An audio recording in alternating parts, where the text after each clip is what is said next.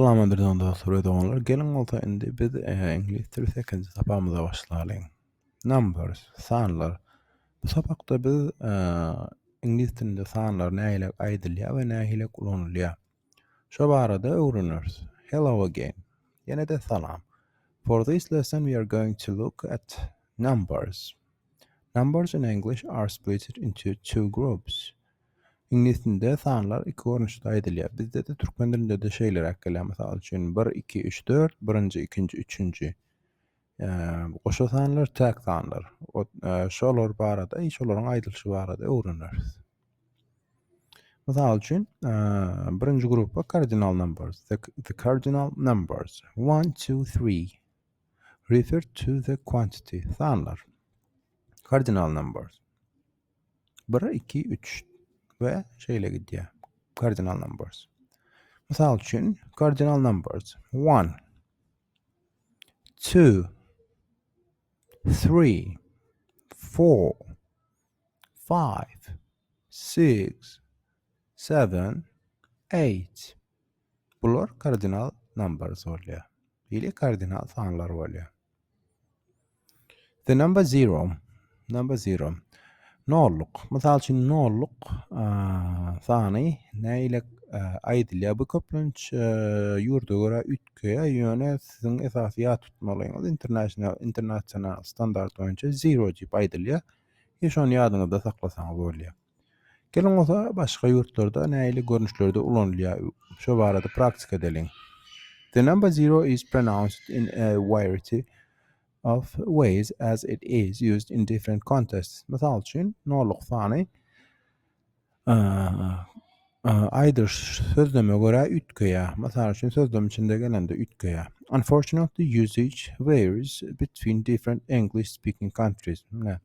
İngiliz tilini gurlayan ýurda görä nolluk sanyň aýdylşy ütkeýär diýär. Ýöne international standard boýunça diňe 0 diýip aýdylýar ýa-da okulýar. Gelin bolsa praktikada görelim. 0 used to read the number by itself in reading, dynamics, percentages, and phone numbers, and in some fixed expressions. Misal üçün 0 diýip diametre sanyny aýdanda, prosent sanyny aýdanda, telefon nomeryny aýdanda 0 diýip aýdylýar. Misal üçün O diýip letter harp görnüşinde O diýip hem aýdylýar, O diýip nämede nirde aýdylýar. Misal üçün used to read years, addresses, times, and temperatures. Misal üçün ýyl aýdanda, ýa-da adres aýdanda, ýa-da temperatura ölçäňde, temperaturan gradusyny aýdanda O diýip aýdylýar. O diýip köplenç UK şo London tarapda ulanylýar. Nile diýip üçünji görnüşi Nile diýip hem ulanylýar. Used to report sports scores in games such as football. Misal üçün Nile diýip haçan aýdylýar. Muny Nile diýip misal üçün şo futbol diýdi, oýun diýdi, şonuň ýalda atlarda açko hasaplanylarda, eger nolluk gabat gelse açkoda Nile diýip okulýar. Note diýip used in the UK but not in the USA. Misal üçün UK'da, London tarapda note diýip aýdylýar, Amerika tarapda da 0 diýip ulanylýar.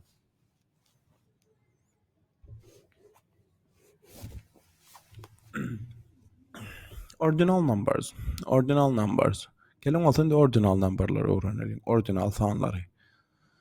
When a number ends in 1, when number ends in 1, it's read as a first. Misal üçün birlik bilen diýende first diýip aýdylýar ordinal number. Birinji, ikinji, üçünji, dördünji, beşinji ana şo zatlary öwreniriz. Ordinal numberlar ana şolara girýär. When number ends in a 2, it's read as a second. Misal üçün iki bilen diýende ikilik sanyň özüni goýup soňundan endi goýýar. Birlik bilen diýende birlik goýup esti goýýar. When a number ends in 3, it's read as third. Üçünji. Üçlükli diýende üçlük goýup soňa ýokarjygyndan ardy goýýar. Misal üçün muallimler doskada çislony çislony ýazanda ulanylýar köplenç. Şo birinji 1-nji may, 2-nji may, 3-nji may, 4-nji may şonuň ýazan wagtynda öňsüberseňiz ingliz dili sapakda 1-nji, 2-nji, 3-nji şo ýerde hem ulanylýar. Mysal üçin, when number ends in 4, 5, 6, 7, 8, 9 and 0, it's read as a th, fourth. Mysal üçin, fourth, fifth, sixth, seventh, eighth, ninth, 10th. Gördüňizmi?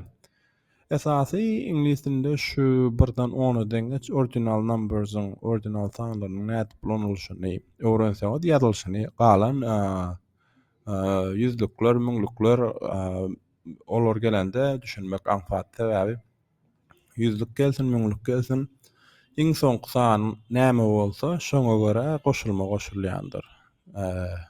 ST, ND, RD or ili TH. Mysal üçin ordinal numbers, ordinal sanlar. First, second, third, fourth, fifth, sixth, seventh. Gelin bolsa indi ýöneköy şu example'a mesela tereteli. Şu suratda. Mysal üçin ene finişe ýetip gelýän 10 sany sportsmenimiz bar. Mysal üçin 1-nji first, 2-nji second, 3-nji third, 4-nji fourth, 5-nji fifth, 6-nji sixth, 7-nji seventh, 8-nji eighth, 9-nji ninth, 10-nji 10th. Dowam edýäs. Odds and evens. Tek sanlar, ili ýeke sanlar we goşa sanlar. Bulary hem ingliz dilinde bar. Gelin şolaryň aýdylşyny okuwyşyny öwrenelim. Ýeke sanlar näýle aýdylýar? Goşa sanlar näýle aýdylýar? Numbers are split yet again into two groups. Mysal üçin, odd numbers and even numbers. Even numbers, odd numbers olanda ýeke sanlar, even numbers goşa sanlar. Mysal üçin, even numbers goşa sanlar are any numbers that are multiplies of 2. Mysal üçin, goşa sanlar 2, 2, 4, 4, 6, 6, 8, 8, 10, 10. Tek sanlar, ýeke sanlar, odd numbers are numbers that cannot be divided equally by 2. Mysal üçin, ýeke sanlar 2-ä bölüp bolanok. Ýeke sanlara odd numbers diýilýär. 1, 1, 3, 3, 5, 5, 7, 7, 9, 9. Dowam edýäs. Gelin bolsa indi ulu sanlary öwrenelim. Tens, onluklar, 20s, 20'likler, and up to 100 we ýüze deňeç sanlaryň aýdylşy. So we can count from 0 to 10, but what comes next? Mysal üçin, 0-dan 10-a deňeç sanýas. Ondan soň näýlik sanlar ili näýlik okulýar.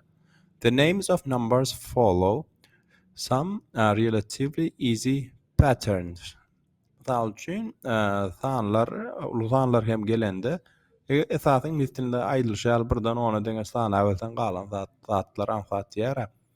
Edil şu aýdýan zatlar dogry. Mysal üçin, 10-dan soňra 10 goşulyp gitýär. 10 20 sanlaryň ýzyna goşulyp gitýär. Şonu ýat tutsaňyz, sanlar ingliz dilinde aýtmak gaty anfat. Mysal üçin, with 10 to 20, most numbers have a teen in their names. Mysal üçin, 10-dan soňra 20-ä deňeç gelýän sanlarda näme gelýär?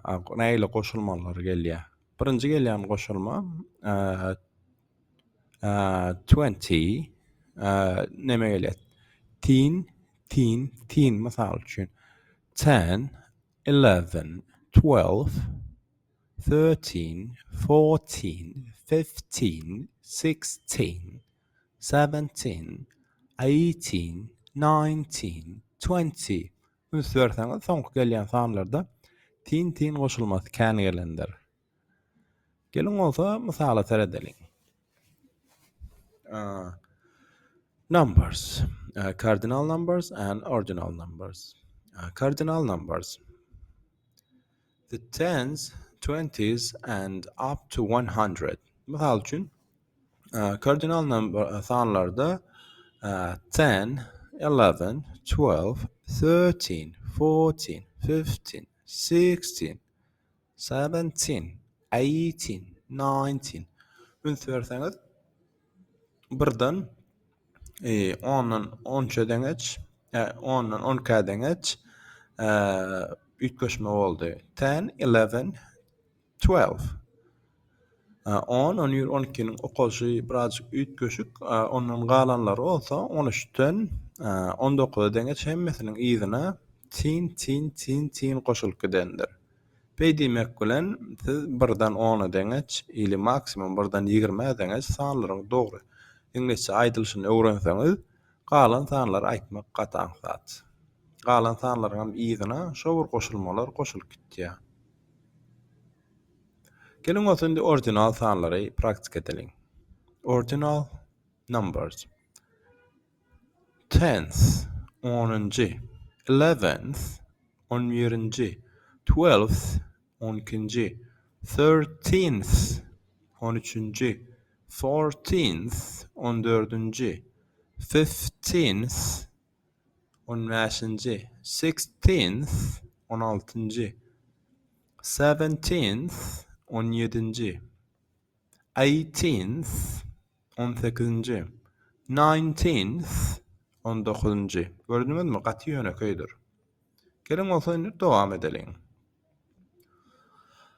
After 20, the numbers follow other patterns. Mysal üçin 20'den soňra sanlarda özgörüşmeler bolýar. Each number is named 20, then the number of the second digit is named as it shows. 20'den soňra sanlaryň ýzyna diňe şo 1-dan 10'a deňeç öwrenen sanlaryň goşulyp gitýär. Mysal üçin 20'niň öz okolşy 20. Dogry dämi? 20. 20'ň ýzynyň 21, 22, 23, 24, 25, 26, 30 deňeç gitjek bolsaňyz däýle gidýär. Mysal üçin kardinal sanlar 20, 20, 21, 21, 22, 22, 23, 23, 24, 24, 25, 25, 26, 26, 27, 27, 28, 28. Gördüňizmi? Gataň zatdyr. Gelin olsa indi ordinal nomerlary okalyň, ordinal sanlary.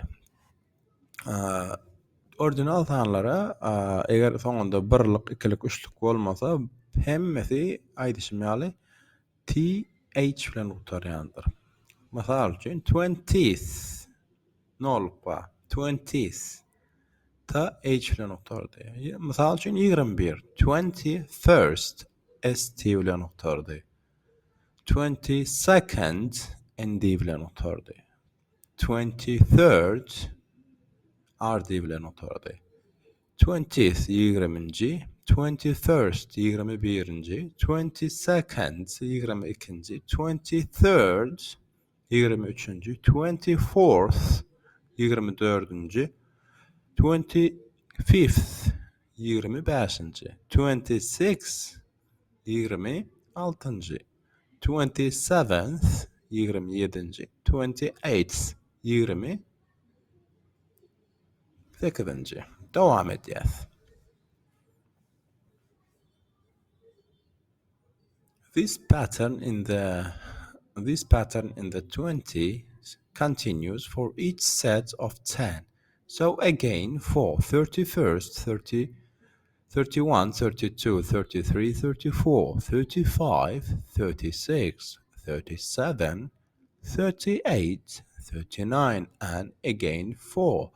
Mysal üçin İngiliz dilinde sanlarda şeýle bir ansat öwrenmek ýoly bar.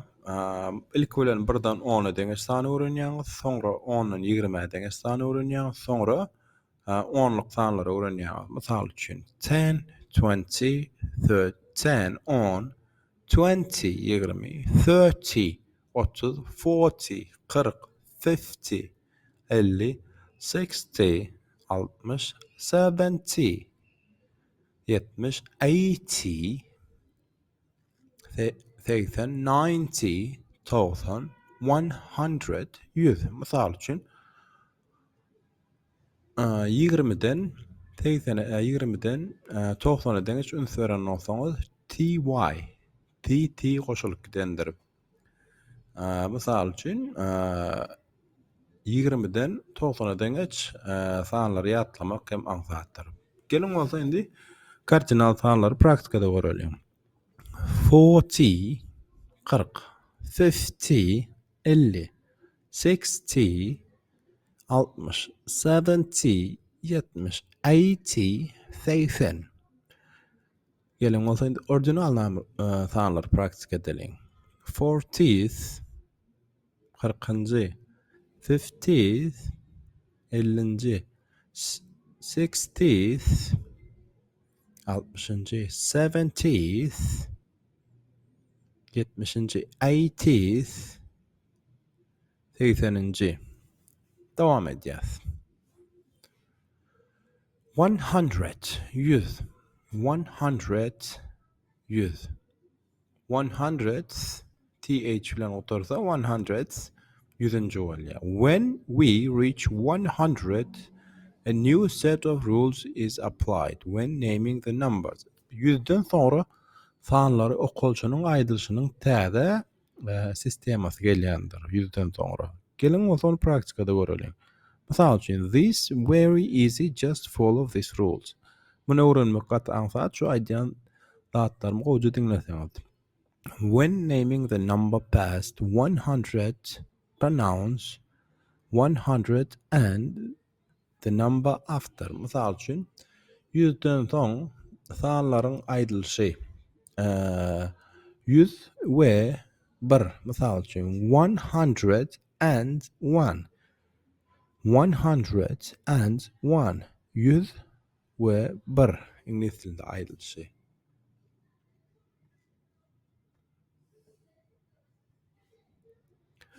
Until you reach 200, 200, then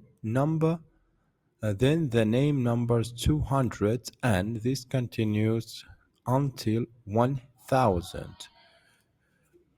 200'e ýeteňizden soňra muňa deňeç hem dowam edýär. Mysal üçin 1000 follows a similar rule to 100. The number is pronounced as 1000, then whether number follows no and required. Okay, mysal üçin sanlary aýdamyzda şeýle bir aýdylşy bar. Misalda görelim. For example, 1000 ýyl aýdamyzda şeýle aýdylýar. 1222. 1222 ýyl aýdamyzda. İkinci 222 bolanda 1222 diýip aýtdığımız bolýar ingliz dilinde. Üçüncü 1546 1546 san aýdamyzda. Üçüncü 2134 2134.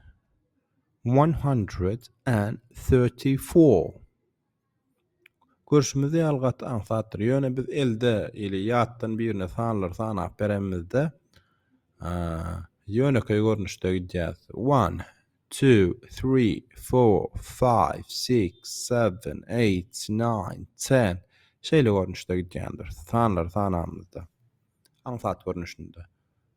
And goşulmasy haçan goşýar? Eýýän biz müňlük sanlara ýetemizde and goşýandyr. Ýa-da 100'den ýokary geçemizde and goşup bilersiz. Mysal üçin 101 diýjek bolsak 101, 102, 102 şeýlere konuşdy. Şonluk bilen biz 8-nji sapamyzy diýýäs. Gadyrdan dostlar we doganlar, ýadyňyzdan çykarmaň, her bir okan zadyňyzy deptere ýazyp we gaýtadan daşaňyzdan özüňiz şonu praktika etmeňizi ýadyňyzdan çykarmaň. Ýene-de bir öwrenmeň